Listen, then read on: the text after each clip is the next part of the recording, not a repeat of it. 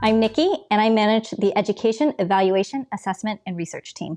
My favorite part of the data analysis process is finding the hardest problem and asking a million questions about it and seeing if it's even possible to get an answer. So one of the problems that we've tackled here at Google is our nuclear onboarding program, which is how we onboard new hires.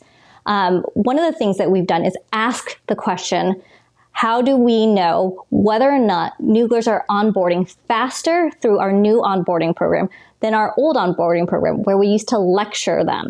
And we worked really closely with the content providers to understand just exactly what does it mean to onboard someone faster.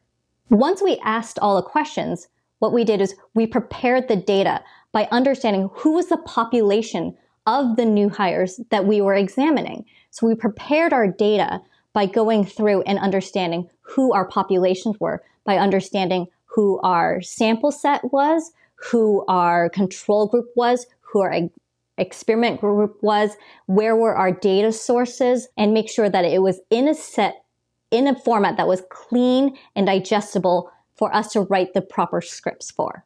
So the next step for us was to process the data to make sure that it was in a format that we could actually analyze in SQL, making sure that it was in the right format and in the right columns and in the right tables for us.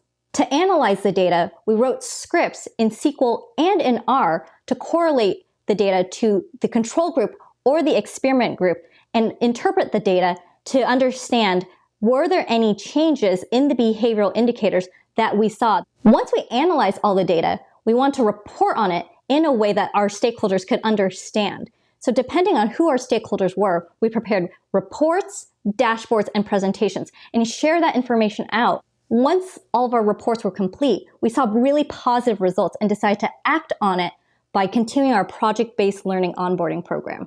It was really satisfying to know that we had the data to support it and that it really, really worked. And not just that the data was there, but that we knew that our students were learning and that they were more productive faster back on their jobs.